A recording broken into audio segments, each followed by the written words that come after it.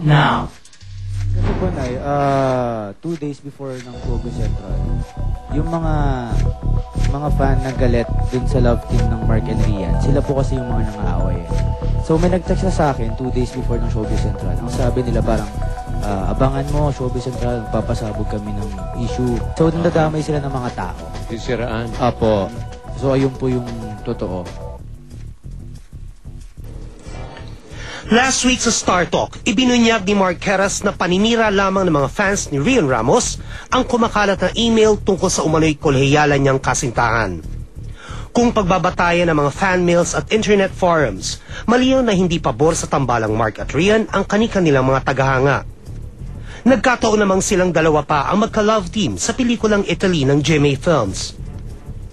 But the bickering supporters of Mark and Rian are just one of several issues confronting the young actress. A few days ago, kumalat sa internet ang mga larawan ni Rian kasama ang anak ng isang network executive na sinasabing boyfriend na umano nito. Prior to this, nag-circulate rin sa cyberspace ang kanyang mga sexy photos that were allegedly taken in Singapore. At ang pinakamatindi sa mga ibinabatong intriga sa dalaga, gawa-gawa raw lamang niya ang mga kontrobersya upang mapag-upan. Is Rian Ramos publicity hungry?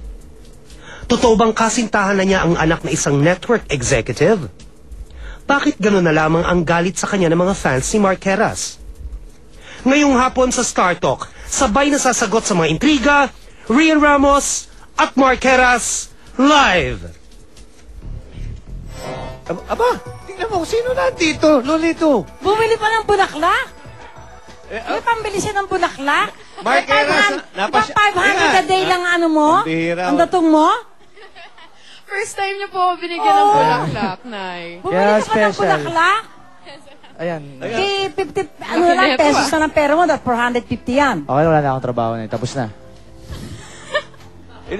Yun, tama-tama. Buti na daan si Mark. Alam niyo na, studio to. Nagkausap na kayo tungkol doon sa last week na pinag-uusapan natin, Mark, tungkol doon sa di umano na fan. Actually, ayun nga po, kasi nga yung mga nanggugulo. Before pa nasabi na rin ni Rian na parang hindi, ngayon sabi niya kanina, parang hindi nga fans yung, hindi niya Baka fans. hindi nila fan. Parang bakit Kasi siya ginugulo. kailangan, diba, parang siraan, tapos may galit sa akin. So, wala kami idea kung ano. Kasi kahit naman din ako, may mga sinasabi silang mga hindi naman totoo. So, malamang hindi fans yung tawag doon. Kalaban. Pero yung babae yung babaeng supposed to be na nililigaw mo, nakausap mo na rin. Apo, nakausap ko na. Actually, nahiya rin siya. Binigyan mo na ng panggatas. Hindi, nakausap ko na po siya. Yun nga yung sabi ko, diba? Parang kilala ko po talaga kung sino yun. So, parang nahiya din siya sa mga ginawa ng tao na yun. Siyempre, parang... Sino nga yun? Ayun po yung sabi ko nga po last week, yung nilabas po na yun, ayun po yung fan ko. Pero hindi po siya yung naglabas. Parang ganun. So, ayun, siya, nakausap ko po siya mismo. Parang nahiya nga siya sa nangyari.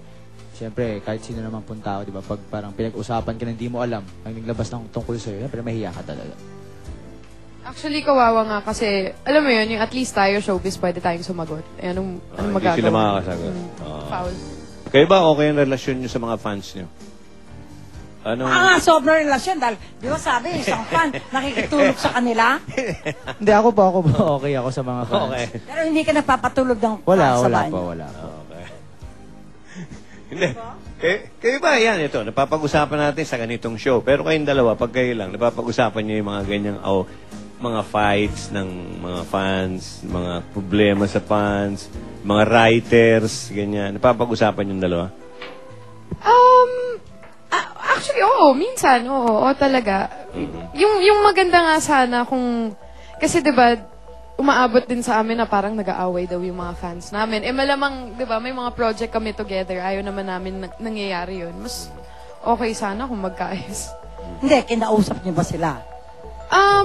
Well, ako naman kasi, matagal ko nang sinasabi sa kanila na wag...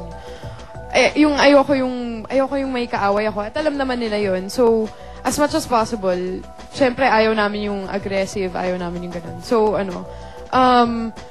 hindi sila nakikipag-away. Kung meron man, hindi sila yun. Ano relasyon niyo ni Mark? magkaibigan kayo. Yan ang bagay sa yung mga tanong. Lumiligaw sa'yo si Hinihintay Mark. ko eh. Bagay O, ano? sa'yo yung mga ganyan tanong eh. Oh.